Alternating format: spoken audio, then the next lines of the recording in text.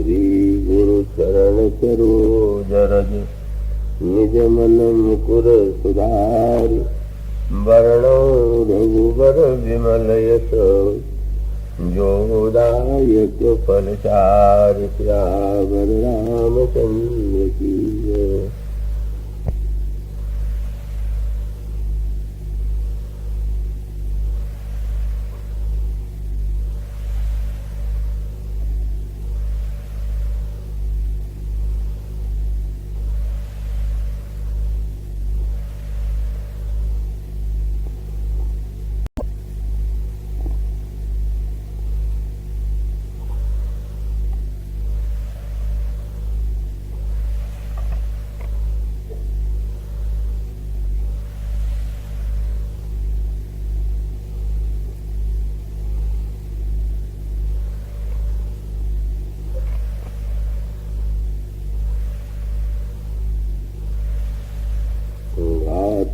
महामणि मोर मंजुल अंग सब चित चोरही पुरनारी सुर सुंदरी वरही बिलोकी सब तिन तोरही मणि बसन भूषण बारियारती करही मंगल गावही सुर सुमन भरी सही सूत मांगद बंदी सुजस सुनावही कोहबरहियाने कुंवर कुंवरी सुहासिनी सुख पाई गए अति प्रीति लौकिक रीति लागी चरण मंगल गाई गए यह कौरि गौरी सिखाव रामहि सिय सन शारद कहे रनिवास हास विलास रस बस जन्म को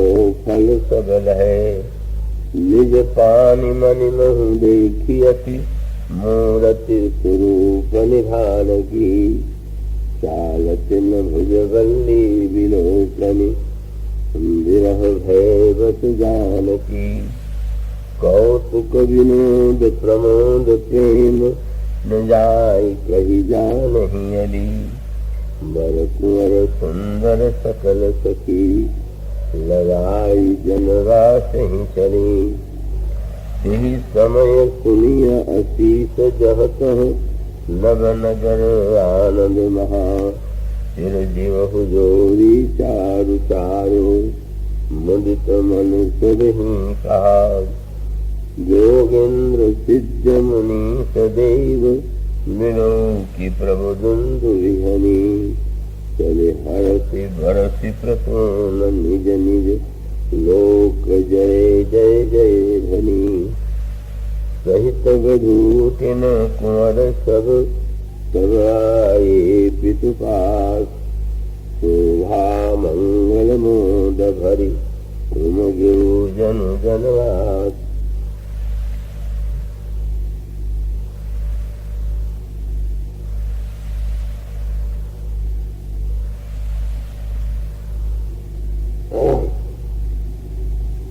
नवत कथा रसिक महानुभाव भक्तिमती देवियों,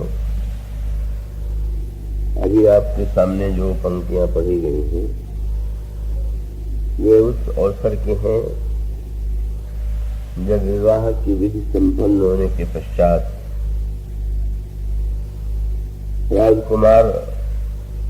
राजकुमारों को कोहबर में ले आया जाता है। कोहबर का एक बड़ा मधुर चित्र गोस्वामी जी प्रस्तुत करते हैं।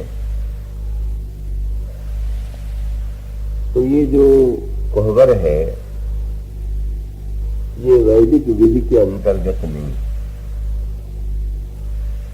का विवाह के मंडप में भगवान श्री राम और श्री सीता जी का जो विवाह संपन्न हुआ वह वेद विधि के अनुकूल था और स्वयं ब्रह्मा ही आकर के वहां पर विधि की ओर संकेत करते हैं, कहीं विवाह विधि देख। तो वैदिक परंपरा के अनुकूल विवाह संपन्न हो गया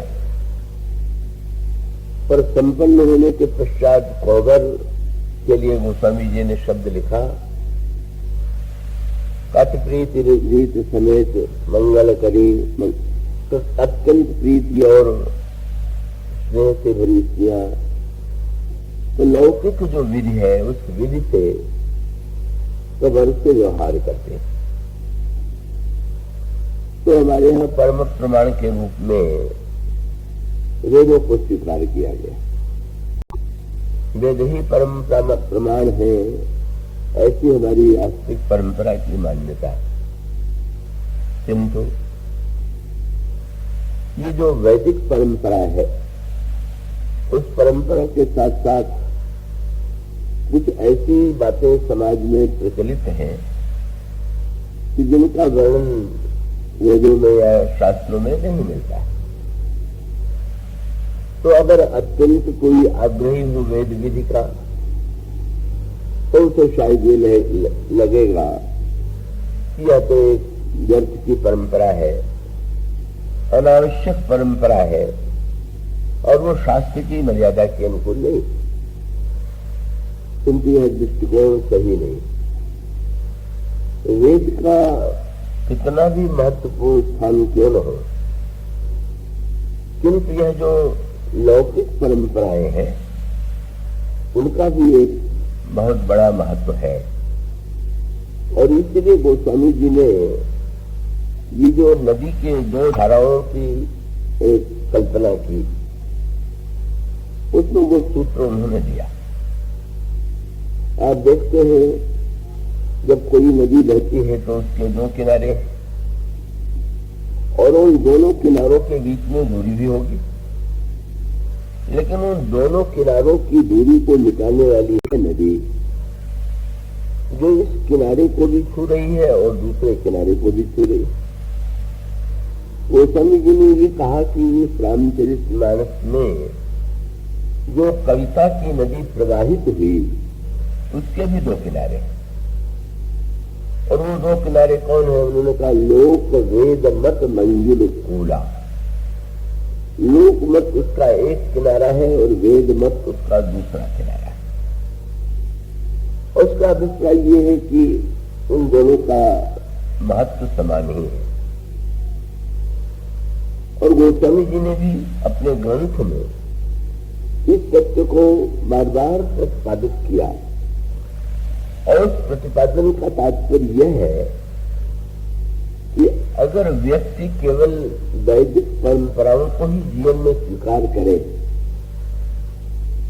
तो मर्यादा का महत्व तो रहता है, मर्यादा की दृष्टि से वो ठीक हो सकता है, लेकिन वह मर्यादा कहीं कारागार न बन जाए, व्यक्ति को इतना शुष्क न बना दे कि व्यक्ति का जीवन अत्यंत नीरस हो जाए, इसकी बड़ी संभावना है। और इसलिए आवश्यक सत्य है, और गोस्वामी जी अपने ग्रंथ के माध्यम से इस सत्य का बार बार प्रतिपादन करते हैं। और वे कहते हैं कि कई बातें ऐसी हो सकती हैं कि जो व्यक्ति को युक्त संगत प्रतीत न हो, तर्क संगत प्रतीत न हो। पर याद रखिएगा, जीवन बहुत तर्क संगत है नहीं। गणित तर्क संगत हो सकता है, पर व्यक्ति का जीवन जो है तो वो तो वस्तुतः तर्क और गणित के आधार पर उसकी कोई व्याख्या की ही नहीं जा सकती। तो वो जो मनुष्य की समस्या है, इसको गोस्वामी जी ने एक बड़े मधुर संकेत से किया। विवाह के इस कोहबर प्रसंग में जब वर और कन्या कोहबर में ले जाए जाते हैं तो उनसे देवताओं का पूजन कराया जाएगा, पर वो विवाह के मंडप में जो पूजन होता है उससे भिन्न प्रकार का ये पूजन। विवाह के मंडप में तो जो आचार्य होते हैं वो गौरी गणेश की स्थापना करते हैं, नवग्रहों की स्थापना करते हैं, और वो स्थापना करने के बाद वैदिक मंत्रों के द्वारा उनको वैदिक मंत्रों के द्वारा पूजा संपन्न की जाती है, और वो बड़ी पवित्र विधि है। और उसे देख करके और सुन करके व्यक्ति को बड़े आनंद की अनुभूति होती है। पर कोहबर में तो आचार्य और पंडित का कोई प्रवेश होता नहीं, उन्हें कभी नहीं प्रविष्ट होने दिया जाता। और वहां तो देवियों का ही साम्राज्य है, और वहां पूजन भी जिन देवताओं का होता है तो आपने देखा होगा कि वो कॉबर में स्त्रियां दीवार पर अपने हाथ से गोबर के द्वारा या रंगों के द्वारा कुछ चित्र बना देती हैं और उसके पश्चात उसका पूजन होता है। तो वो सभी से किसी ने पूछा कि बोला वैदिक विधि से पूजन वो एक मंत्रोच्चार पूर्वक ये बात और है, पर ये जो स्त्रियां दीवार पर चित्र बना देती हैं, गोबर से कुछ चिन्ह बना देती हैं, क्या उसका पूजन कोई अर्थ रखता है क्या? तो गोस्वामी जी की परंपरा संत कबीर की परंपरा तो नहीं, कब वो बहुधा खंडन की शैली उनकी मुख्य है, जहां पर वो लोग उनको ये लगता है कि ये तर्क संगत नहीं है तो उसको काट देते हैं, और गोस्वामी जी काटते नहीं। गोस्वामी जी तुरंत कह देते हैं कि भाई ये तो तुम्हारी मान्यता हुई कि पंडित जी ने मंत्र से स्थापना कर दिया तो वो गौरी गणेश हो गए, और विधि से पूजन हुआ तो पूजन हो गया। पर वो कहते हैं कि वस्तुतः वो पूजन सबको पूजन लगेगा क्या? अनेक व्यक्ति ऐसे हैं कि जो मूर्ति पूजा को सही नहीं मानते, क्या वो सचमुच वो सभी लोगों को संगत लगता है क्या? और तब गोस्वामी जी ने को उत्तर दिया जो हौली रामायण में, उन्होंने कहा मूल सत्य तो एक ही है, क्या अपने ऐपन आप कर लिखी पूजा ही थी अभीत, अपने बनाई हुई वस्तुओं से ही स्त्रियां जो है वो दीवार पर चित्र बनाती है और पूजा करती है। पर गोस्वामी जी कहते हैं कि कौन कहता है कि इसका फल नहीं होता, और तब उन्होंने सूत्र दे दिया, मूर्ति सोने की है, मूर्ति हीरे की है, मूर्ति पत्थर की है, संगमरमर की है, क्या मूर्ति के मूल्य के आधार पर देवताओं की स्थापना की जाएगी क्या? और इसके आधार पर देवता प्रसन्न होंगे क्या? और तब गोस्वामी ने सूत्र दिया कि ये वस्तुएं तो एकमात्र आश्रय है, व्यक्ति को जो फल प्राप्त होता है वो इसलिए प्राप्त होगा स्त्रियों को कि अपने ऐपन आप कर लिख पूजा ही त्यजीत सकल फलई मन कामना तुलसी प्रीति प्रतीत। वस्तुतः फल तो होता है प्रेम और विश्वास। अब आपके अंतःकरण में प्रेम और विश्वास का जिस पद्धति से उदय हो वो आपके लिए ठीक है, और उन अगर देवियों को उसमें ही प्रेम और विश्वास की अनुभूति होती है तो गोस्वामी जी कहते हैं कि ऐसा कैसे कहा जा सकता है कि वो उन्हें फल की प्राप्ति नहीं होगी। तो गोस्वामी जी निरंतर जो है लोक को महत्व देते ही रहे, लोक को सम्मान देते ही रहे, और उनकी पद्धति जो है वो तर्क के द्वारा खंडन की पद्धति रही। और वो सीधी सी बात है, खंडन का जो तर्क होता तो बड़ा प्रबल है, किसी की बात काटना हो तो आप देने कोई तर्क कर दीजिए, लेकिन जीवन जो चलता है वो तर्क के आधार पर नहीं चलता, ये जीवन की बाध्यता है। अब यूं कह लीजिए कि न्यायालय में हमारे योग्य अधिवक्ता लोग जाकर के जिस तर्क और युक्त का प्रयोग करके अपनी बात का समर्थन करते हैं उसके द्वारा आप न्यायालय में विजय प्राप्त कर सकते हैं, करते ही हैं लोग। लेकिन क्या आप मानते हैं कि वो सचमुच पूरा सत्य ही होता है क्या? ये जो युक्त देते हैं, युक्त संगत बनाते हैं, वो तो वस्तुतः आप भी जानते हैं कि वो न्यायालय के समक्ष युक्त संगत लगे उस रूप में प्रस्तुत किया जाता है। और ऐसी स्थिति में कभी जो गोस्वामी जी ने जनमन को, लोक मत को इतना महत्व दिया और सर्वत्व दिया, उन्होंने अस्वीकार नहीं किया। उन्होंने कहा कि बस जिसकी बात ये है कि वो तो मनुष्य के अंतःकरण में जहां पर उसका विश्वास है वो बार बार इसी की ओर संकेत करते हैं। अब उन्होंने अपने पत्रिका में भी यही कह दिया कि भाई ये खंडन करना कि उनकी पूजा ठीक है, उनकी नहीं ठीक है, ऐसा है वैसा है, उन्होंने कहा कि ये कुछ नहीं, तो प्रीति प्रतीति जहां जाकी तह ताको काज करो। जहां जिसका विश्वास है, जहां जिसकी प्रीति है, कभी उसका विश्वास फलीभूत होता है। और इसलिए वो दोनों का अपने अपने स्थान पर महत्व है। और इसका अभिप्राय यह है कि सत्य आकृति नहीं है, सत्य प्राण है। और इसका अभिप्राय यह है कि ये जो स्पंदन है विश्वास का, प्रेम का, और उसकी दृष्टि वेद की विधि से भिन्न भी हो सकती है। परमहंस देव श्री रामकृष्ण की जीवनी में बहुत मीठी बात आती है। रानीवासमणि ने वहां पर दक्षिणेश्वर में बड़े सुंदर मंदिर बनवाए, अद्भुत मंदिर विद्यमान है। कई मंदिरों में राधा कृष्ण की मूर्ति थी और भगवान कृष्ण की मूर्ति जो थी उसका पैर खंडित हो गया।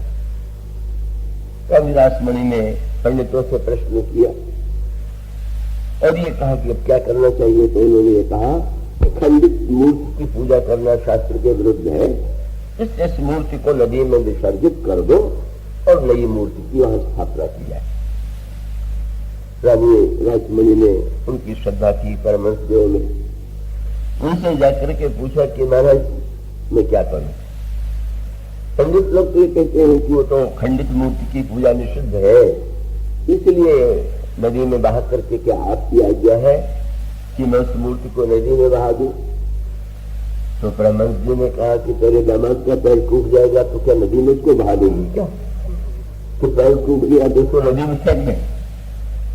मानो अब वो आचार्यों ने जो कहा वो सत्य था कि परमहंस देव ने जो कहा वो सत्य था। आचार्यों ने जो कहा वो भी अपने स्थान पर सत्य था। उसका अर्थ ये है कि मूर्ति को देखें और कोई अंग खंडित दिखाए तो व्यक्ति को थोड़ा सा उसकी भावना में बाधा पड़ेगी। और इसलिए अपने स्थान पर जो विधि है उसका महत्व है, लेकिन वो पूर्ण सत्य तो नहीं है। परमहंस देव के लिए मूर्ति नहीं है, वो मूर्ति नहीं, साक्षात चैतन्य ईश्वर है। और जब उस दृष्टि से देखते हैं तो वो जो विधि जो बात कहते हैं वो वेदों में भले ही हो, पर वस्तुतः सचमुच जिसने मूर्ति में वे आचार्य और विद्वान जो है मूर्ति की स्थापना कर सकते हैं, पूजा करते हैं, उस पूजा का महान फल भी होता है। पर मूर्ति में चैतन्यता का दर्शन, हमारे कोई आचार्य लोग हो तो बुरा नहीं मानेंगे, कोई मूर्ति में चैतन्यता को प्रकट कर देना उनके लिए संभव नहीं होता। और उसके लिए मानो रामचरितमानस में दोनों को महत्व दिया गया और दोनों महत्वपूर्ण है। और उसका सबसे बड़ा विलक्षण परिचय दिया जगत जननी सीता जी ने।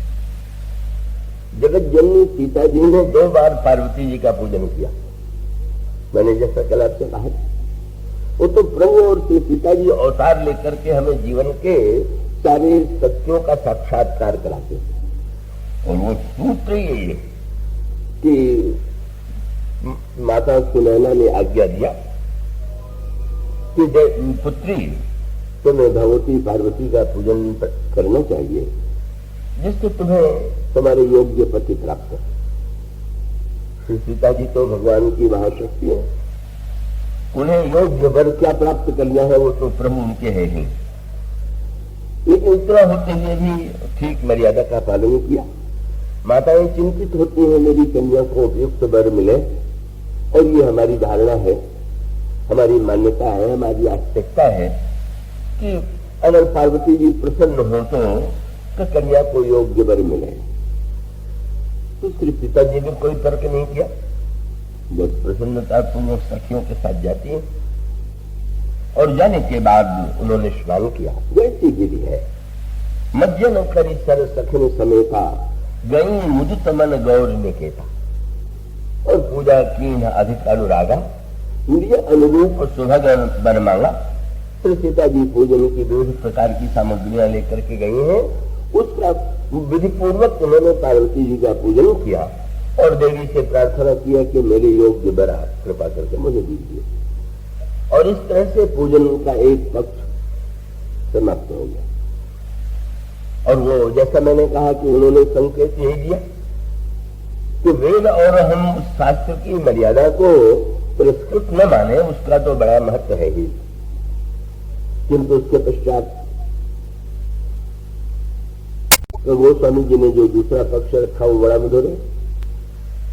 जब श्री सीता जी ने उस पुष्प वाटिका में पूजन के बाद श्री राम को देखा और उनके हृदय में अनुराग उदित हुआ, प्रेम का उदय हुआ, तो इसके बाद वे पुनः पार्वती जी के मंदिर में जाते हैं। और इस बार वो पूजन की सामग्री तो पहले ही उसका प्रयोग किया जा चुका था। इस समय उनके साथ पूजन की कोई सामग्री नहीं थी और वो उसी रूप में देवी पार्वती के मंदिर में जाती हैं। और देवी पार्वती के मंदिर में जब जाती हैं तो वो स्वामी जी ने जो लिखा वो आप सब जानते हैं, पढ़ते होंगे। उन्होंने जय जय गिरिवर राज किशोरी, जय महेश मुखचंद्र चकोरी, जय गज बदन खड़ानन माता, इस तरह से उन्होंने भगवती पार्वती जी की स्तुति किया। पर एक नई बात हुई, पहली बार के पूजन में विधि का पालन हुआ। उन्होंने जो वरदान मांगना था मांगा, लेकिन उधर से तो कोई उत्तर नहीं मिला। तो नहीं मिला तो ये भी एक पक्ष है। उसका अभिप्राय कि तो आप तो नित्य ही पूजन करते हैं, चाहे किसी विधि से करें, पर आप कहते हैं, प्रार्थना करते हैं, पर उधर से तो उत्तर नहीं मिलता। तो नहीं मिलता है तो आप ये मान लेते हैं कि नहीं, देवता ने हमारी प्रार्थना स्वीकार कर ली होगी, हमें आशीर्वाद दे दिया होगा और वो अपने स्थान पर थी। लेकिन यह तो नई बात हो गई। और वो नई बात ये हुई कि पूजन के पश्चात पार्वती जी नहीं बोली थी, तो इस समय पार्वती जी बोल पड़ी। और मानो संकेत ये कि भाई वो पूर्णता तो तब है जब हम किसी से कुछ कहें और वो भी कुछ कहे तो बात पूरी हो गई, और हम कहें और वो न बोले तो बात अधूरी। लेकिन पहली बार उन्होंने जो अपनी लीला की उसका अभिप्राय ये था कि उत्तर न मिले तो आप लोग पूजा में छोड़ दीजिएगा। ऊंची बात जान लेने का एक दुष्परिणाम ये भी होता कि अब कोई कहने लगे कि जब मूर्ति बोल ही नहीं रही है और जब उधर से कुछ स्वर नहीं हो रहा है तो शायद पूजा व्यर्थ है। नहीं, बहुत ही श्री सीता जी बिना बोले भी तो देवी पार्वती जी से वरदान मांग करके प्रसन्न हो जाती है। पर मानो सूत्र ये है कि विधि जो है वो शरीर का निर्माण और विश्वास जो है वो मनुष्य का प्राण। इसीलिए मूर्ति भी जो बनाई स्थाई जाती है तो मूर्ति को बुलाने के पश्चात फिर उससे आपने देखा होगा, मूर्ति को सीधे पूजा के लिए नहीं रख दिया जाता है, उसमें प्राण प्रतिष्ठा की जाती है। उसका भी तात्पर्य यह है कि आकृति ही नहीं, प्राण की आवश्यकता और उन दोनों का महत्व। ऐसी स्थिति में कि ये जो प्रीति का पक्ष है, विश्वास का पक्ष है, तो ये जीवन में इन दोनों का सामंजस्य बना रहे ये आवश्यक है। हम वैदिक शास्त्रीय मर्यादाओं को भी में स्वीकार करें और लौकिक परंपरा में जो एक रस है, लौकिक परंपराओं में जो एक खुली छूट है, ये जीवन के लिए परम आवश्यक है। और इस सत्य को गोस्वामी जी ने अनेक अनेक प्रसंगों के माध्यम से रामचरितमानस में प्रकट किया। सर्वत्र इस बात पर वो बल देते हैं कि लोक का मत जो है उसका महत्व साधारण नहीं। और यहां तक कि गुरु वशिष्ठ जो महानतम आचार्य है, जब श्री भगवान राम से अनुरोध करते हैं तो वहां पर भी वो कहना नहीं भूलते हैं कि भरत विनय सादर सुनिए और करिय विचार बहोरी, करब साधुमत लोकमत नृप नय निगम निचोड़। उन्होंने कहा कि राघवेंद्र, तुम भरत की प्रार्थना को सुनो और सुनने के बाद 4 कसौटियों पर उसको कस करके देखो। और वो 4 कसौटियां हैं साधुमत, लोकमत, राजनीति और वेद। मानो इनका जब सामंजस्य जीवन में और समाज में होता है तो समाज परिपूर्ण होता है और व्यक्ति का जीवन भी धन्य होता है। और इन चारों में से अगर किसी अंग की उपेक्षा की जाती है तो जीवन अधूरा होता है। इसलिए ये जो प्रसंग आपके सामने सुना गया वह तो लोक रीत था। कब गोस्वामी जी बार बार ये कहना नहीं भूलते, कहते प्रीति लौकिक रीति लागी कर्ण मंगल गाय है। तो वो तोबर में जो है वो लौकिक रीति था और वहां पर वो दृश्य बड़ा अनोखा है। तो वो तो वर और कन्या दोनों से उत्तर प्रत्युत्तर का दृश्य उपस्थित होता है। और गोस्वामी जी ने वो चित्र प्रस्तुत करते हुए कहा कि अब वर और कन्या को कोई सिखाने वाला भी तो चाहिए कि जो प्रश्न किया गया है उसका उत्तर उन्हें क्या देना है। तो गोस्वामी जी कहते हैं कि उस कोहबर का आनंद लेने के लिए देवता जो थे वो तो विवाह के मंडप में आए और विवाह के मंडप में उन्होंने उसमें भाग लिया, लेकिन इस कोहबर में तो देवताओं का प्रवेश है नहीं, वह तो पुरुष मात्र का प्रवेश निषिद्ध है। तो वहां पर जो देवताओं की स्त्रियां हैं, देवताओं देवियां हैं, वो स्वयं पधारी और तब चुनाव कर दिया गया। सरस्वती जी ने और पार्वती जी ने निर्णय किया, बोले लह कौर गौर सिखाव राम और सीय सन सारद कह।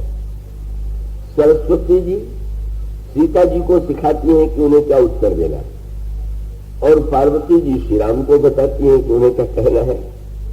तो चतुराई की योजना ही ऐसी बनाई गई थी कि जिसमें बरहार जाए। और इसका अर्थ यह कि भाई बोलने में जितनी सिखाने में सरस्वती चतुर है, पार्वती जी कैसे हो जाएंगे। वाणी की देवी तो वो है, तो वो का जो पक्ष है जहां पर वर को जीतना नहीं है, संकेत क्या है। श्री राम के विवाह का प्रसंग प्रारंभ हुआ विजय, जब उन्होंने धनुष तोड़ करके जयमाल ग्रहण किया तो वहां से वो एक विधि संपन्न होती है। तो जयमाल धारण करने वाले श्री राम जिन्होंने धर्म भंग के द्वारा जय प्राप्त किया, और वह भगवान श्री राम के महानतम महापुरुष परशुराम जी भी जिनकी स्तुति करते हुए कई जय जय जय रघुकुल केतु भृगुपति गए बनहि तप के हेतु, ऐसी जय ध्वनि गूंज रही है। और गूंज रही, गोस्वामी जी ने कहा कि इतनी धनुष तोड़ने पर इतनी जय ध्वनि हुई कि धनुष भंग ध्वनि जात न जानी। धनुष टूटने में भी ध्वनि हुई, लेकिन जय ध्वनि इतनी प्रबल थी कि वो उस ध्वनि के सामने फीकी पड़ गई। लेकिन उस जय ध्वनि से प्रारंभ हुआ वह प्रसंग, और कोहबर में तो सारा दृश्य ही उल्टा, और वो जो उल्टा है वही तो जीवन की परिपूर्णता, वही तो जीवन का रस है। वो तो गोस्वामी जी ने रामायण में तो केवल संकेत किया, बर्ब रामायण में तो जो जिस भाषा का प्रयोग किया गया, और ऐसा लगा कि जैसे कोहबर में विजेता श्री राम ने वो मानो हर प्रसंग में उत्तर देने में श्री सीता जी के सामने हार जाते हैं। हर क्रियाकलाप में उनको हारना पड़ता है, और उस हार में जो आनंद है, कई ये जो दो पक्ष हैं, विजेता पक्ष और दूसरा जो बार बार पराजित हो रहे हैं, और इतना ही नहीं, कितनी स्तुति धनुष यज्ञ में परशुराम जी करके गए, पर यहाँ की भाषा ही और है, अलग है। गोस्वामी जी उनका ग्रंथों में से ग्रंथ है बर्ब रामायण, छोटा सा ग्रंथ, और उसमें उन्होंने लिखा कि कोहबर में श्री राम बैठे हुए हैं, तो स्वाभाविक है कि स्वभाव से संकोची है, इसलिए दृष्टि नीचे किए बैठे। और वो जो जनक से सीता जी की सखियां हैं, तो वे चाहती हैं कि कम से कम ये अपना संकोच यहां पे छोड़ दें, और तब उन्होंने उनके संकोच के लिए, छुड़ाने के लिए अगर कह सकती थी कि नहीं नहीं आप संकोच छोड़ करके हम लोगों की ओर दृष्टि डालिए, तो एक भाषा होती, लेकिन उन्होंने इस भाषा का प्रयोग नहीं किया। उन्होंने मीरा जी की तरह ये नहीं कह दिया तरी कहारी चितवो मोरी ओर, हम चितवत तुम चित नहीं कैसे ही कि कठोर, ये भी एक भाषा। पर वहां तो एक दूसरी भाषा में सखी कहती है कि देखो तो जनकपुर में इतने राजकुमार आए, राजा आए, पर ये सावले वर्ण का राजकुमार जितना घमंडी है, अभिमानी है, ऐसा तो कोई आया ही नहीं। और साथ साथ दूसरी सखी ने कह दिया कि दूल्हा जी अगर आप अपने को बहुत सुंदर समझ के घमंड कर रहे हो तो भूल जाइए।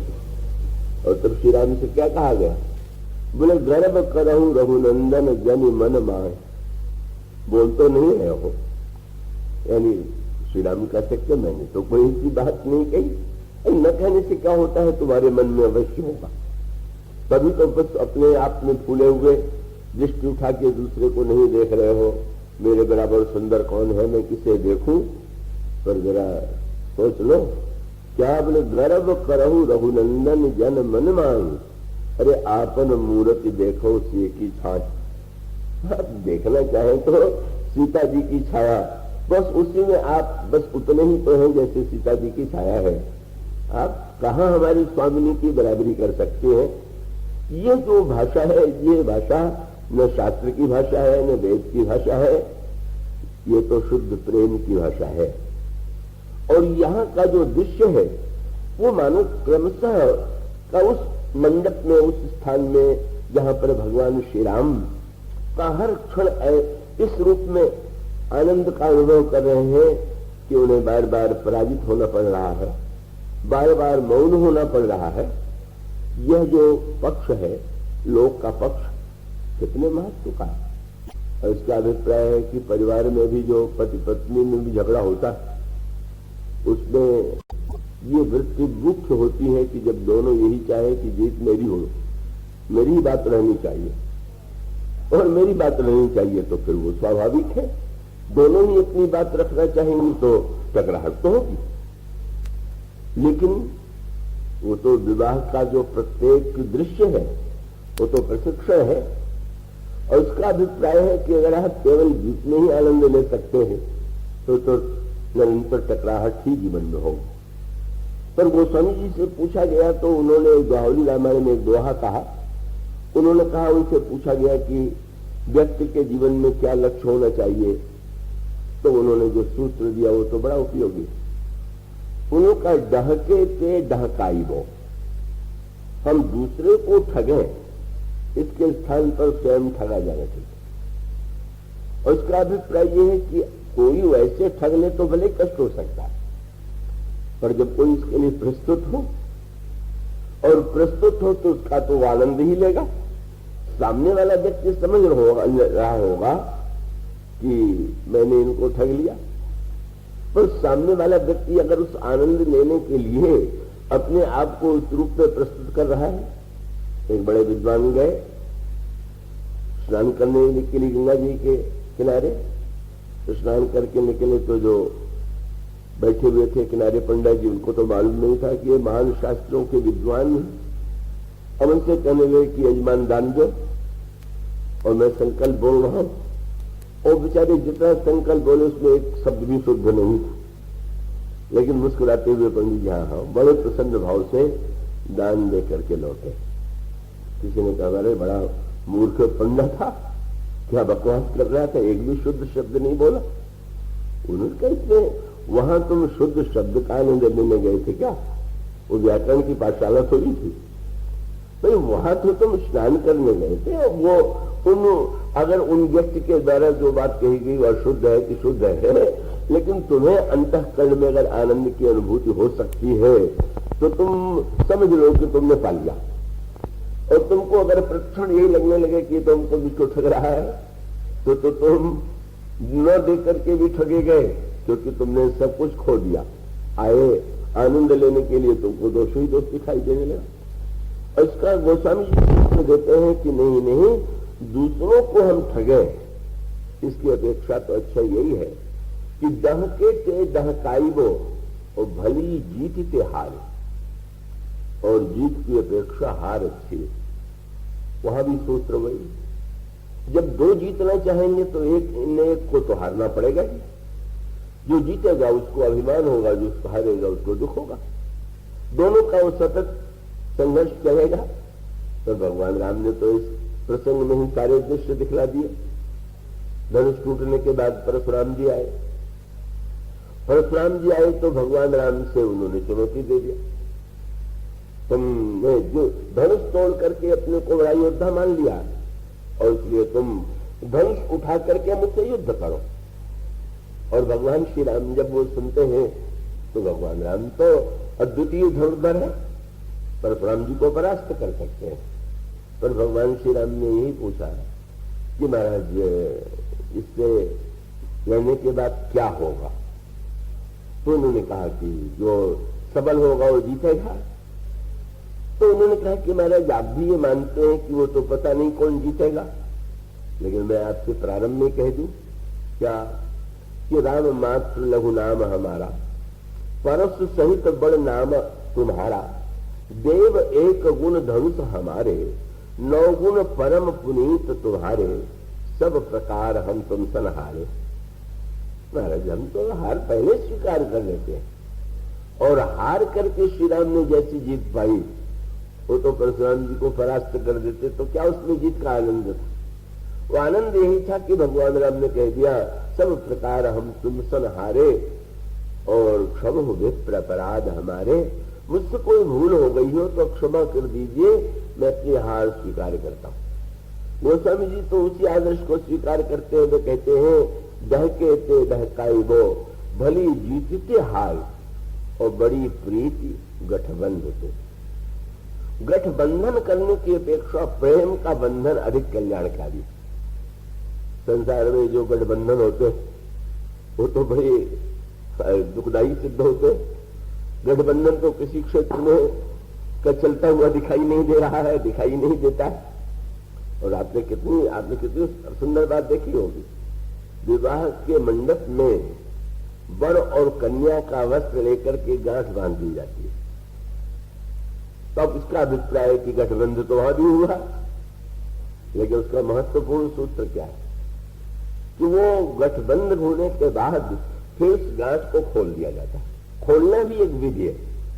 मानो संकेत ये है कि वर और कन्या अब वो जब भावरी के लिए चलेंगे तो एक का जो दुपट्टा है और दूसरे की जो चूनर और साड़ी है या उसके वो दोनों को बांध दिया गया और आगे पीछे जिस क्रम से आदेश दिया जा रहा है वो चल रहा है। लेकिन इतना होते हुए भी क्या जीवन भर जब वो घर में भी जाएंगे तो बस दोनों एक दूसरे से गांठ बंधे हुए व्यवहार करेंगे क्या? तब तो ऐसा झमेला हो जाए। तब न आप दुकान जा सकते हैं, न व्यवहार में जा सकते हैं, जहां जाएंगे वहां पर वो गांठ बंधी हुई होनी चाहिए। और उसको खोल देने का अर्थ है कि ये तो केवल प्रारंभ में एक मर्यादा को दिखाने के लिए बांधा गया है, पर अब जीवन भर तुम लोगों को वस्त्र के बंधन में नहीं प्रेम के बंधन में बंध के रहना। और ये जो सूत्र है का मानो ये सारे के सारे सूत्र भगवान श्री राम इन विविध प्रसंगों में, कोहबर में और अन्य प्रसंगों में, का परशुराम जी के प्रसंग में, धनुर्धन के प्रसंग में विजेता है और फिर भी पराजय स्वीकार करने के लिए प्रस्तुत है। कभी निश्चित रूप से है कि किसी के सामने का भगवान श्री राम जो एक चरित्र प्रस्तुत करते हैं उसका आनंद यही, उसका अनोखापन यही। और यह गोस्वामी जी की जो एक क्रमिक विकास की पद्धति है, आइए थोड़ा उसके दूसरे पक्ष को वहीं से प्रारंभ करें। मुझे आशा है कि आप एकाग्र चित्त से उसे सुनेंगे। ये जो विवाह का क्रम प्रारंभ हुआ वो कहां से हुआ, किस तरह से हुआ का अन्य अनेक राजकुमार भी, राजा भी विवाह की इच्छा लेकर के जनकपुर में आए हुए थे, किंतु भगवान श्री राम जनकपुर में विवाह की इच्छा लेकर के नहीं गए थे। बल्कि कहना चाहिए कि अन्य राजा को अपनी राजधानियों से सवारी पर रथ पर बैठ करके आ गए, पर भगवान राम की यात्रा तो बहुत ही विलक्षण थी, बड़ी घुमावदार यात्रा थी। और वो घुमावदार यात्रा में जो क्रम है वो उस सूत्र पर आज हम पहले दृष्टि डालें, थोड़ा विचार करें। महर्षि विश्वामित्र के यज्ञ की रक्षा के लिए तो महर्षि दशरथ से महर्षि विश्वामित्र ने याचना की, अनुज समेत देहु रघुनाथा, निश्चर वध में हो बसना था, आप अपने दोनों पुत्रों को दे दीजिए, मैं समाप्त हो जाऊंगा, राक्षसों का वध होगा, ये जो पूरा होगा आपको भी यश मिलेगा, आपके भी, और आप विश्वास कीजिए इनका भी महान कल्याण होगा। जब वो विश्वामित्र जी को महाराज दशरथ ने देखा तो बड़े उत्साहित हुए और यही उन्होंने कहा कि महाराज आपने आकर के मुझे धन्य बनाया, आपके कहने में देर है, मेरे करने में देर नहीं, आप क्या चाहते हैं? विश्वामित्र मुनि मन से अभी सारा उत्साह ठंडा पड़ जाएगा जब मेरी मांग सुनेंगे। वही हुआ भी। जब वो मांगने लगे तो पहले कह दिया कि बस राजन ये समझ लो कि मैं मांगने आया हूं, और इस मांगने में मैं जानता हूं। उन्होंने कहा देह भूप मन हर्ष। एक एक वाक्य विश्वामित्र जी का लपा तुला था। राजन दो और हर्ष पूर्वक दो। कितना बड़ा सूत्र है। देना जीवन की बाध्यता है। कोई चाहे अथवा न चाहे देना पड़ता है, पर देते समय हम चाहे हर्ष से दें, दुख से दें, किसी रूप में दें, तो ऐसा तो हो ही नहीं सकता है कि व्यक्ति ये निर्णय कर ले कि हम लेंगे देंगे नहीं। पर बहुधा हम लोग ले करके प्रसन्न होते हैं, दे करके दुखी होते हैं।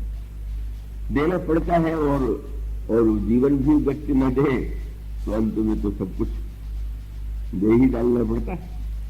बिना दिए ही सब कुछ छीन जाता है। कि उस मनुष्य के जीवन की यही परिणति है। और जब कोई व्यक्ति सत्य को समझ ले कि ये तो देना अनिवार्य है। वो लहूंगा था जो गंग भरी है कि कोई बेचारे बूढ़े यात्री प्रविष्ट हुए, गाड़ी में स्थान भरा हुआ था। तो युवक के पास कुछ अधिक स्थान था, लेकिन वृद्ध को उन्होंने स्थान नहीं दिया। सोचा कि मेरी जो ये गन्ने हैं बैठ जाएंगे तो दुर्गंध आ जाएगी, कष्ट होगा, तो स्थान नहीं दिया। बूढ़े खड़े रहे। तो वो कुछ स्टेशनों के बाद जहां उस युवक को उतरना था, जब उतरने लगा तो उसने ये कहा कि लीजिए लीजिए बाबा, हम आपको ये सीट दिए जाते हैं। तो बूढ़े सज्जन विनोदी थे, उन्होंने कहा इसको लेते ही जाइए, देख लो जा रहे हैं। उसका अर्थ ये है कि अब आप दे क्या रहे हैं, आप लेकर के जा सकते हैं क्या? और उसका अर्थ यह है कि जब देने की बाध्यता है तो व्यक्ति विवेकी जो होगा वो हर्षपूर्वक देगा। और इसलिए गोस्वामी जी ने कहा, उन्होंने आम को प्रतीक बनाया दान के संदर्भ में। उन्होंने कहा आपने देखा होगा आम में बहुत फल आते हैं तो वृक्ष झुक जाता है। मानो हम सीखना चाहें तो वृक्षों से भी सीख सकते हैं। और इसका अभिप्राय यह है, बहुधा संपत्ति पाकर के व्यक्ति तन जाता है, उसका सिर और भी न झुकने वाला हो जाता है। पर आम के वृक्ष ने कितना सुंदर दृष्टांत दिया। फल आने पर वो झुक गया। और वही सूत्र है कि पाने पर अगर आपने पाया है तो विनम्रता निरभिमानता आनी चाहिए। और गोस्वामी जी ने जो वाक्य कहा कितना सुंदर है। फल धारण भरी विटप सब रहे भूमि नियरायु, पर उपकारी पुरुष जिमि नवनी सुसंपत्ति पाए। संपत्ति पा करके, लेकिन तुलसीदास जी ने इस दोहे में संपत्ति और भार दो शब्दों का प्रयोग किया। पहली पंक्ति में है फल धारण भरी, फल के बोझ से वृक्ष झुक गए। और अगली ही उसी में है पर उपकारी नवहि जिमि, पर उपकारी पुरुष जिमि नवहि सुसंपत्ति पाए। तो फिर प्रश्न यह है कि वो जो वृक्ष में फल लगा हुआ है वो भार है कि संपत्ति है? और ये दोनों शब्द बहुत सुंदर हैं। लेने वाले को चाहिए कि वो समझे कि ये अपनी संपत्ति दे रहे हैं, और देने वाले को चाहिए कि वो सोचे कि हम अपना भार हल्का करें। अगर ये दोनों देने लेने वाले के मन में, लेने वाला अगर ये अनुभव करता है कि भाई इन्होंने संपत्ति दे करके मेरे उपकार किया है, तो उसके मन में कृतज्ञता आवेगी।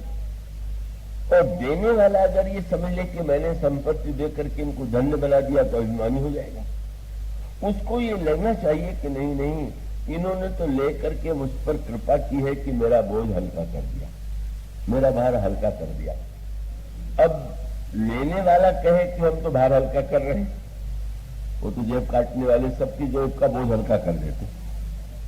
तो अब वो लेने वाला कहे कि ये तो हमने बोझ आपका हल्का कर दिया इनका, और देने वाला कहे वाह हमारी इतनी बड़ी संपत्ति है, तो फिर वो तो टकराहट की ही बात है। किसी ने वृक्ष से पूछ दिया कि भाई आप इतने आम ये जो फल है क्या इनको देख ही देते हैं। तो वृक्ष ने वो उत्तर तो कभी लोग ही सुन सकते हैं। वृक्ष तो की भाषा तो कभी क्यों जानते हैं। वृक्ष ने हमने यही कहा कि हम चाहें भी तो क्या इन फलों को रख सकते हैं क्या, थोड़े दिन में सड़ करके नष्ट हो जाए। इसलिए जब ये सड़ करके नष्ट होने वाले हैं तो अगर मैं दूध देता हूं तो इसमें कोई उपकार की तो कोई बात नहीं। अच्छा तो देते हैं, लेकिन आप इतना झुक क्यों गए हैं। तो उसने यही कहा कि अगर मैं झुक जाऊंगा तो तोड़ने वाले हाथ से तोड़ लेंगे, और बहुत ऊपर उठा रहूंगा तो लाठी वाठी मार करके पत्थर उत्थर मार के लोग तोड़े। का मानो संकेत यही है कि वृक्षों को ये प्रतीत होना चाहिए कि मैं देख करके कोई उपकार नहीं कर रहा हूं। ये तो हमारे लिए आवश्यक है, हमारा ही स्वार्थ इसमें है। ये अलग अलग जब वृत्ति आती है तो समाज में व्यक्ति के जीवन में क्या उपयुक्त वातावरण की सृष्टि करती है। महर्षि विश्वामित्र जी ने कह दिया लेना तो होगा, और देना होगा तो अब तुम निर्णय करो कि तुम हर्षपूर्वक देते हो कि विश्वास से देते हो। वो तो साथ साथ एक बात और भी कह दिया, वो भी जानते थे कि जब मैं कहूंगा कि पुत्रों को दे दो तो फिर मोह ममता जगेगी, और तुरंत कह दिया तदम मोह अज्ञान, तुम मोह और अज्ञान का परित्याग कर दो और तुम प्रथम मन से दो। और साथ साथ कह दिया देने में तुम घाटे में नहीं रहोगे, तुम विश्वास रखो। क्या बोले धर्म सुजस प्रभु तुमका, आपने कर्तव्य, राजा का जो धर्म है कर्तव्य है, इसके पालन का आपको सुख मिलेगा, और कीर्ति आपको प्राप्त होगी, पवित्र कीर्ति कि लोक कल्याण के लिए आपने पुत्रों को अर्पित कर दिया। और साथ साथ राजकुमारों की ओर देखा तो उनसे कहा कि इनका भी कल्याण ही होगा। वो बड़ी दूरगामी बात कह रहे थे। आप विश्वास रखिए, मानो संकेत ये है, महापुरुष ये कहते हैं कि देने में भले ही लगता हो कि हमने कुछ खोया है, पर सत्य यह है कि जब कोई प्रसन्न मन से मोह और अज्ञान छोड़ करके देता है तो सचमुच उसको परम कल्याण और यश और धर्म की प्राप्ति होती है। बड़ी भूमिका विश्वामित्र जी ने बांधी और उसके बाद कह दिया अनुज समेत देहु रघुनाथा निश्चर बद में हो सलाम। बस इतना सुनते ही मेरा श्री दशरथ की दशा जो सो राजा अति अप्रिय बानी हृदय कंप मुख दुख कुम्हिलानी, मुख सूख गया, कांपने लगे। और उन्होंने महाराज महर्षि विश्वामित्र से कहा चौथे पन पायो सुतचारी, विप्र वचन नहीं कहो बिचारी। मैंने वृद्धावस्था में 4 पुत्र पाए, ब्राह्मण देवता ब्राह्मण का कार्य तो विचार पूर्वक बोलना है, मुझे लगता है कि आपने विचार पूर्वक नहीं मुझसे मांगा।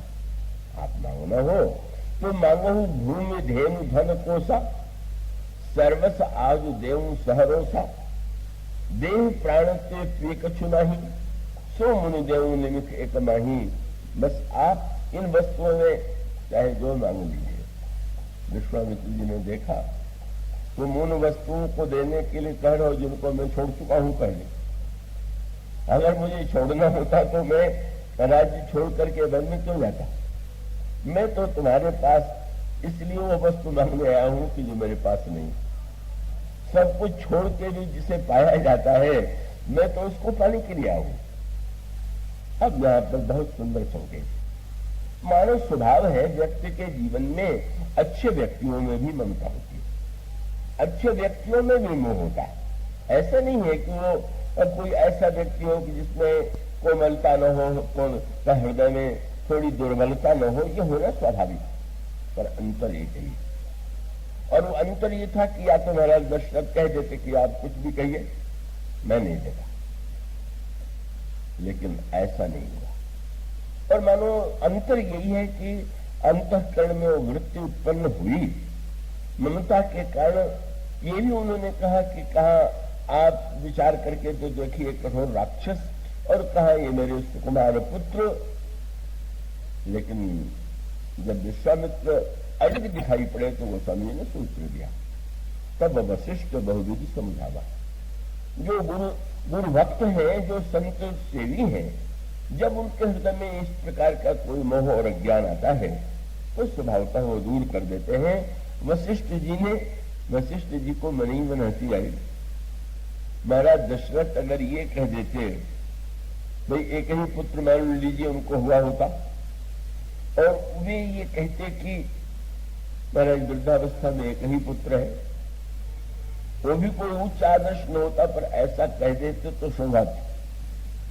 पर कहने लगे कि चौथी अवस्था में 4 बेटे पाए, हंसने लगे, बोले 4 में भी संतोष नहीं, लगता है 4 माने कुछ मिले ही नहीं। और इसलिए उन्होंने स्मरण दिलाया, राजन तुम्हें स्मरण होगा, तुम तो एक पुत्र पाने के लिए व्यग्र थे, तुम मेरे पास आए थे और तुम्हें पुत्र कैसे मिला, ऐसे पुत्र प्राप्त हुआ। महाराज आपने श्रृंगी को बुला करके पुत्रेष्ट यज्ञ का विधान किया और उसके पश्चात हमें ये पुत्र मिला। और तब वशिष्ठ जी ने वह सूत्र दिया जो रामायण और गीता का मूल मंत्र है, और वो महानतम मंत्र है उस समाज के लिए, व्यक्ति के लिए, उस समय के लिए और आज के लिए और भविष्य के लिए। और ये है कि उन्होंने कहा, राजन तुम्हें यज्ञ से 4 पुत्र मिला और एक महात्मा की कृपा से तुम्हें 4 पुत्र मिले, और आज एक महात्मा यज्ञ कर रहे और उनके यज्ञ में बाधा पड़ रही, तो 4 पाने के बाद यज्ञ से तुम क्या 2 को भी नहीं दोगे क्या? इतना पाया तो कम से कम आधा तो दो, 2 तो तुम इसमें क्यों कृपणता करते हो? बस समझ गए। क्या गोस्वामी जी ने मानो संकेत किया कि हमारे अंतःकरण में जब दुर्बलता आती है तो हम गुरुजनों की संगति से, हम संतों की संगति से उस दुर्बलता पर विजय प्राप्त करें। बस गोस्वामी जी ने तुरंत लिखा कि बस जिस समय निप संदेह नाश कह पावा, उनके हृदय में जो संदेह उदित हुआ था वो नष्ट हो गया। और अति आदर 2 तनय बुलाए, हृदय लाई बहुभाति सिखाए। बड़े प्रेम से श्री राम लक्ष्मण को बुलाया, हृदय से लगा लिया और उनको शिक्षा दिया, तुम लोग जा रहे हो गुरुदेव अपने गुरुदेव के साथ। और साथ साथ निवेदन कर दिया अर्पित करते हुए कि मेरे प्राणनाथ सुत दो तुम मुनि पिता आनंद हो। आज से आप ही इनके पिता हैं और बस यही मैं आपसे निवेदन कर सकता हूं। मानो एक सूत्र और बड़े महत्व का सूत्र है। विवाह क्या है, विवाह का उद्देश्य क्या है, और श्री राम के विवाह के क्या ये जो यात्रा है, उस यात्रा में जो घुमावदार यात्रा, उसका तात्पर्य क्या है। और वो महत्वपूर्ण सूत्र यह है कि ये जो यज्ञ शब्द है, कब यज्ञ शब्द के विषय में जब आप पढ़ते हैं, सुनते हैं, कभी आपके सामने घोषित होता है वो यज्ञ हो रहा है, वो यज्ञ हो रहा है, उसमें भीड़ लग जाती है।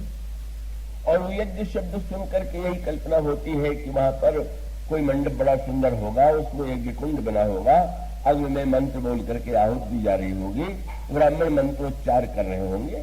ठीक ऐसे रूप में विवाह आप इस रूप में देखते हैं यज्ञ। पर क्या यज्ञ का तात्पर्य केवल इतना ही है क्या? यज्ञ क्या है, यज्ञ का क्या स्वरूप? और तब यहां पर गीता और रामायण की एकता का संदेश मिलता है।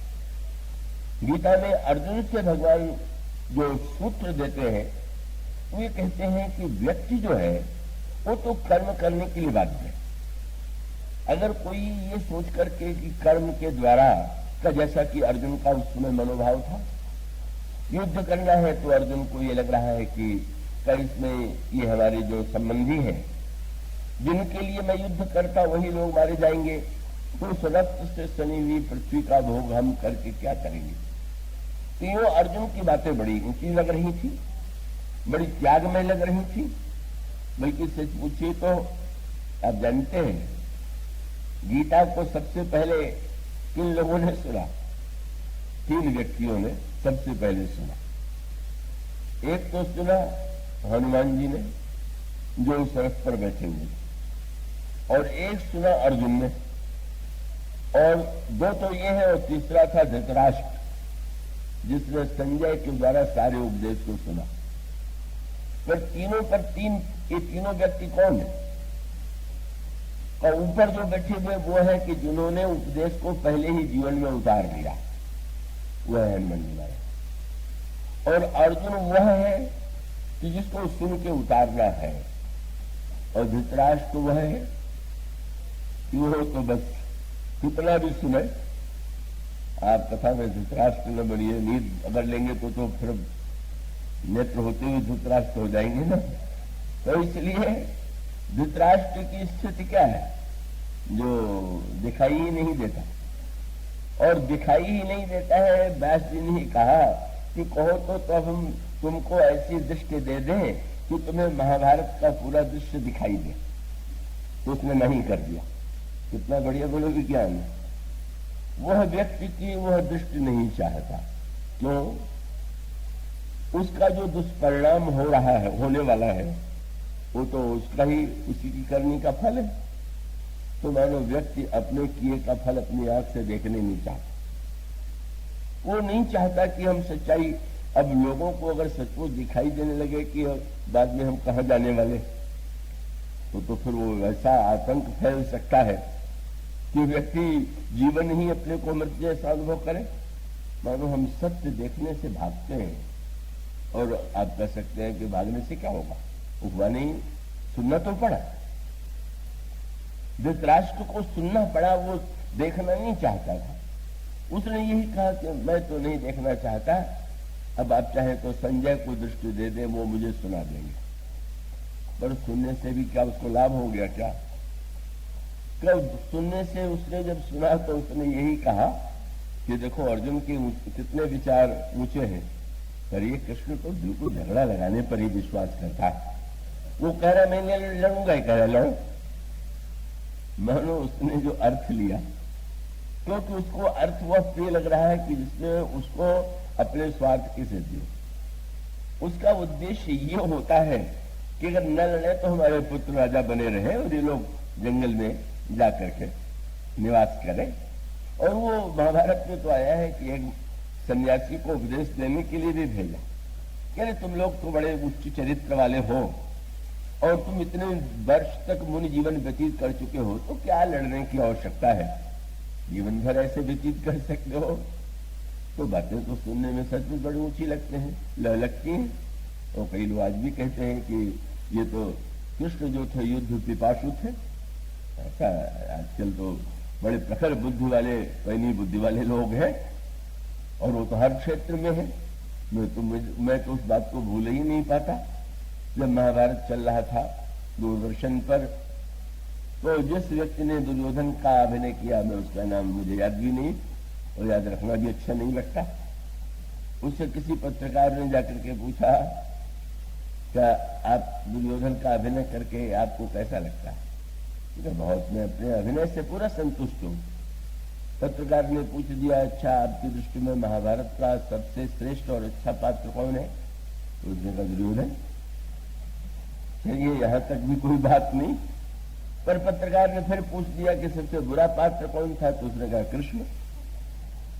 उसका अर्थ यह है कि इस युग में भी ऐसे व्यक्ति हैं कि वो दुर्योधन केवल अभिनय में ही नहीं, उनको दुर्योधन की तरह दृष्टि भी मिल चुकी है, उनको कृष्ण में ही स्वदोष दिखाई देते हैं। भगवान कृष्ण जानते हैं कि कोई बात केवल बहुत ऊंची है उसको कह देना और आवेश में उसको क्रियान्वित कर देना तो सरल जान पड़ता, किंतु और ये बड़े महत्व का जीवन सूत्र है कि आप जब किसी आवेश में आते हैं, आवेश बुरा है तो भी बुरा, और आवेश अच्छा है तो भी अच्छा नहीं। ये बड़े महत्व का सूत्र है। आवेश हो तो उसका बहुत सुंदर उपाय है। सुग्रीव नहीं मिलने आए तो भगवान को, राम को क्रोध आ गया, आ नहीं गया, उन्होंने क्रोध का अभिनय किया। उन्होंने लक्ष्मण से कहा, लक्ष्मण देखो तो सुग्रीव सुधि मौरी विसारी, पावा राज कोश पुर नारी। और मैंने तो सोचा है कि बस यही सायक मारा मैं बाली, इस सुग्रीव ने मुझे भुला दिया, राज्य पा करके, संपत्ति पा करके, जिस बाण से मैंने बाली को मारा था उसी बाण से मारेंगे। पर लक्ष्मण जी समझते थे कि कहेंगे कि अच्छा चल के मार देते, लेकिन भगवान राम ने कहा जही सहायक मारा मैं बाली और तेही सर हतो मूढ़ कह काली, कल मारूंगा। बहुत बढ़िया सूत्र है, जब क्रोध आवे तो कल पर जरूर टाल दीजिए। आज जो आपके मन में आ गया वो बोल न दीजिए, जो कुछ करना है वो कर न दीजिए। वो क्रोध का आवेश तो जब भी होगा बुरा होगा, पर अगर त्याग का भी आवेश आ जाए, कोई भाव का आवेश भी आ जाए, तो आवेश तो कभी भी टिकाऊ नहीं होगा। और उतावलेपन में अगर भावावेश में कोई व्यक्ति ऐसी भूल करे तो व्यक्ति तो बाद में बड़ा कष्ट पाता है। और इसी सत्य को भगवान ने अर्जुन को समझाया। उन्होंने कहा अर्जुन आगे क्या करना चाहते हो? नयो स्थिति गोविंद, मैं नहीं लड़ूं, लड़ने के बाद लौट जाऊंगा। तो लौट जाओगे तो उसके बाद तुम्हारे कान बंद रहेंगे कि को तुम सुनोगे। तुमने ये विचार करके देखा कि जब तुम युद्ध न करके लौट जाओगे तो ये जो तुम्हारे शत्रु सामने हैं वो तुम्हें क्या कहेंगे? ये थोड़ी कहेंगे कि अर्जुन बड़ा अहिंसक है, बड़ा त्यागी है, बड़ा मुनि है। वो तो यही कहेंगे कि बड़ा युद्ध करने के लिए चलाया, जो सेना देखा तो डर के मारे भाग खड़ा हुआ। और तब तुम्हें फिर से क्रोध आवेगा। तो इसका अर्थ है कि अर्जुन, लोग जब आवेश में त्याग कर देते हैं तो वस्तु का त्याग कर देते हैं, पर त्यागी कहलाने के लिए बेचैन रहते कि लोग कम से कम ये तो कहें कि बड़े त्यागी जी हैं। और उसके विपरीत जब वो ये कहेंगे कि ये तो दुर्योधन कायर है, अर्जुन तो कायर है, तो तुम्हें क्रोध आ जाएगा। और फिर तुम एक बार लड़ाई के लिए प्रस्तुत हो जाओगे कि मैं दिखला दूं कि मैं कोई कायर नहीं हूं, तो मैं हरा सकता हूं। इसलिए तुम आवेश में मत आ जाओ। कभी इसकी भी आवश्यकता होती है कि युद्ध भी करना पड़ता है, संघर्ष भी करना पड़ता है। और तब यह प्रश्न था कि महाराज फिर वो तो हिंसा का पाप लगना स्वाभाविक है। तो भगवान ने जो सूत्र दिया वो सूत्र ये है कि कर्म जो है वो अपने आप में ही एक तो जीवन की बाध्यता है, पर बाध्यता के कर्म को हम अगर सही सही पद्धति से करना सीख जाए तो हमारा जीवन जो है उन समस्याओं से मुक्त होगा जो कर्म के साथ समस्या है।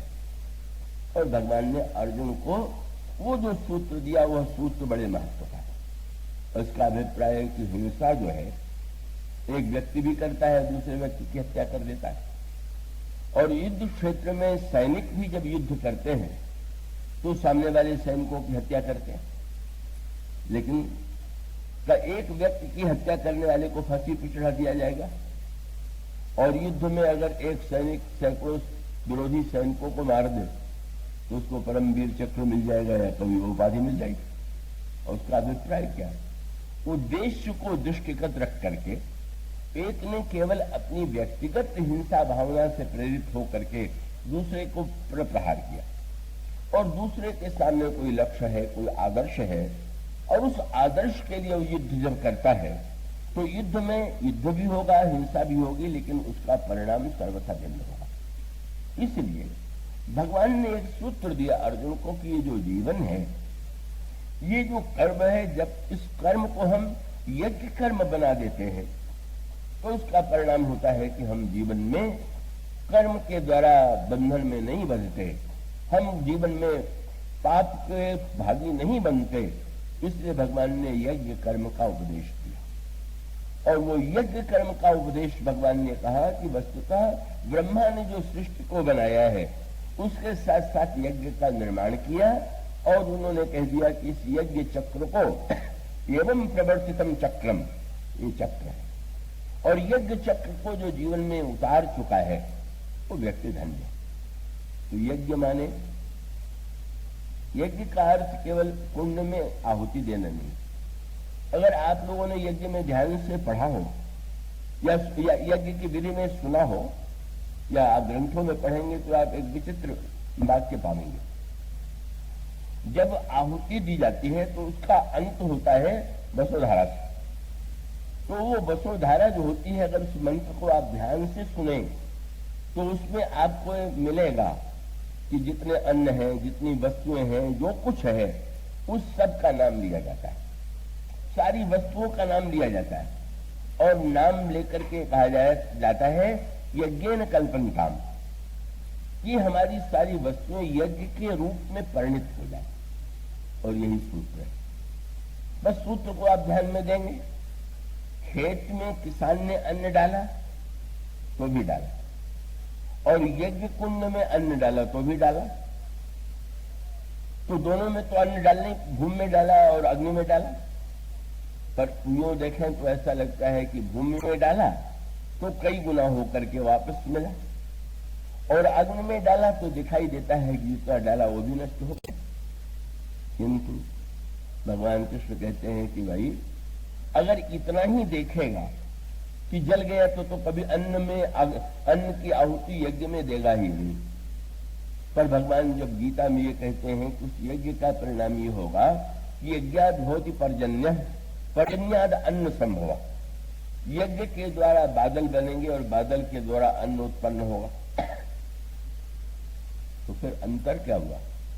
मानो भूमि में अन्न डालना स्वार्थ है और व्यक्ति करता है, पर स्वार्थ के साथ आहुति अग्नि में डालने का अभिप्राय क्या है कि अन्न के लिए केवल भूमि में ही अन्न डालना आवश्यक नहीं है, जल का बरसना भी तो आवश्यक है।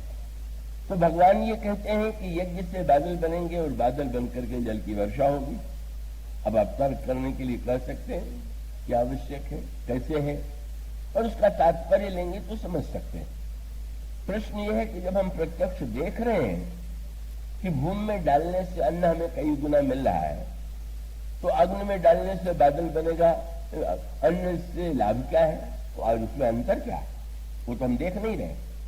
और उसका मूल सूत्र एक ही है कि जब किसान के रूप में आप खेत में अन्न डालते हैं तो जो कुछ उसमें उत्पन्न होता है उस पर आपका अधिकार होता है। लेकिन जब यज्ञ से बादल बनेगा तो केवल आपके खेत पर थोड़ी वर्षा होगा पानी, वो सबके खेत पर वर्षा करेगा। मानो यज्ञ का सूत्र है, जो कर्म केवल अपने स्वार्थ के लिए किया जाता है, वो दोनों पक्ष हैं उसके, अच्छे और बुरे पक्ष। पर जब हमारा कर्म यज्ञ कर्म माने सबके लिए, सबके कल्याण के लिए, आप कुछ कार्य अपने लिए करें, हम कुछ कार्य अपने लिए करेंगे तो स्वाभाविक है। पर हमारे जीवन में वो वृत्ति आनी चाहिए कि जब हमारा कर्म केवल अपने स्वार्थ के लिए न हो करके समाज के लिए कल्याण के लिए हो, लोगों के कल्याण के लिए हो, यही मानो यज्ञ की मूल भावना है। और यही यज्ञ की मूल भावना, पुत्र तो प्रत्येक व्यक्ति को प्राप्त होता है और पिता आशा करता है कि पुत्र वृद्धावस्था में उसके लिए सहायक बनेगा। पर यह सूत्र यह दिया गया कि नहीं, पुत्र केवल आपके लिए ही नहीं, आपका पुत्र समाज के लिए भी, और उन समाज की सेवा के लिए पुत्र को प्रेषित करने में हमें संकोच नहीं होना चाहिए। तो यह यज्ञ की जो भावना है, वो यज्ञ में आहुति देने की तो एक क्रिया है। मानो बस सूत्र एक ही, विवाह क्या है? यज्ञ है कि विवाह भोग का एक माध्यम है। तो विवाह भोग का माध्यम है, ये तो प्रत्यक्ष दिखाई दे रहा है। किंतु रामायण का सूत्र मानो यह है कि अन्य जो राजा आए थे वो उसी भोग लालसा की प्रेरणा से आए। सीता बड़ी सुंदरी है और धनुष तोड़ करके कीर्ति भी मिलेंगी, अद्वितीय सुंदरी सीता भी मिलेंगी हमारे राजमहल में। यह भोग की वृत्ति लेकर के जो राजा आए वे भी आए, और जो श्री राम पधारे वो तो आए ही नहीं। वो तो आए थे यज्ञ की रक्षा के लिए, और उस यज्ञ की रक्षा के लिए आने के बाद भी जनकपुर आए तो यज्ञ भावना लेकर के आए, भोग भावना लेके नहीं आए। विश्वामित्र जी ने श्री राम से यही कहा कि जनकपुर में चलना है। अगर कह दें कि स्वयंवर हो रहा है तो स्वयंवर में जाना कोई बाध्यता तो नहीं है, जिसको विवाह करने की इच्छा हो वो जाए। लेकिन महर्षि ने तुरंत कह दिया कि वहां पर एक यज्ञ हो रहा है, धनुष यज्ञ सुन रघुकुल ना था, वहां यज्ञ हो रहा है और बहुत सूत्र उन्होंने दे दिया। श्री राम जाते हैं यज्ञ भावना लेकर के। विवाह भोग का भी माध्यम है और विवाह यज्ञ का भी स्वरूप ग्रहण कर सकता है। और उसका अभिप्राय केवल, अगर उसमें केवल भोग वृत्ति है तो वो उस रूप में सभी परिणाम होते हैं। भोग प्राप्त भी हो सकता है, नहीं भी प्राप्त हो सकता है, दुख सुख का भी चक्र होगा। पर धनुष यज्ञ सुन रखो ना था हर्ष मुनर कैसा था। मानो रामायण का सूत्र ये है, हमें अपने पूरे जीवन को ही प्रभु बताना चाहते हैं कि हम उसे यज्ञ के रूप में, यज्ञ ये नहीं कि ये क्रिया यज्ञ है और ये क्रिया यज्ञ नहीं। वो तो उपनिषदों में लिखा हुआ है, ज्वर भी आ जाए तो भी यज्ञ है। और उन्होंने तो यज्ञ को इतना विस्तृत रूप दिया है। और मानो इसका अभिप्राय कि हमारा जीवन का प्रत्येक क्षण जो है, हमारा सारा जीवन ही यज्ञ के रूप में परिणत हो जाए। और जब वह यज्ञ कर्म समाज में प्रतिष्ठापित होता है, तब वह उसके लिए भी और समाज के लिए कल्याणकारी होता है। और इस तरह से आप देखते हैं कि यज्ञ भावना लेकर के ही भगवान राम जनकपुर जाते हैं। यज्ञ की भावना से प्रेरित होकर के ही कर्म करते हैं। और उसके पश्चात बड़ा एक आनंददायक, ऐसा नहीं कि उसमें रस नहीं है, उसमें श्रृंगार नहीं है, उसमें काम नहीं है, सब तो है। काम का भी वर्णन है, श्रृंगार का भी वर्णन है, सब कुछ तो लिखा हुआ। पर उसका मूल तत्व यह है कि यात्रा हमारे जीवन की सीधे भोग लालसा से प्रेरित होकर के न हो, यज्ञ भावना लेकर के ही जब प्रस्थान करते हैं। और तब तो कितना आनंददायक, बिना निमंत्रण के ही भगवान राम पहुंच गए। अब किसी के घर में भोज हो तो बिना निमंत्रण के नहीं जाना चाहिए, जाएगा तो अनुचित माना जाएगा। पर किसी पर संकट हो, घर में किसी के आग लगी हो और आप कहें कि जब तक निमंत्रण नहीं आएगा तब तक हम बुझाने नहीं जाएंगे, तो अविवेक की पराकाष्ठा है। और फिर आप देखते हैं वो ऐसा आनंददायक विवाह हुआ कि श्री राम पहुंच गए और यज्ञ भावना लेकर के पहुंचे। यज्ञ की भावना से ही सारा दृश्य संपन्न हुआ। और उसके बाद कहीं बारात आती है और बारात भी अनोखी थी। मानो विनोद भरे स्वर में गोस्वामी जी ने संकेत किया, इतनी विशाल बारात की जो मार्ग में देखते थे वो चकित हो जाते थे। पर उनके मन में एक जिज्ञासा होती थी, बारात इतनी सुंदर है पर वो दूल्हा कहाँ? पर पूछने पर पता चला कि दूल्हा तो ससुराल में पहले से ही विराजमान है। वह ईश्वर प्रेम पर अधीन होकर के, वो जनकपुर वासियों के प्रेम बंधन के वशीभूत होकर के पहले ही आए हुए हैं। ईश्वर पहले आ गया और साधन बाद में आए। साधन पहले आता है, ईश्वर बाद में आता है, ऐसी परंपरा है। मानो इस क्रम से जब वो यज्ञ की भावना से प्रारंभ होने के बाद कोहबर के दृश्य तक विवाह किस रूप में पहुंचता है, इसकी संक्षेप में चर्चा अगले दिनों में की जाएगी। बोलिए क्या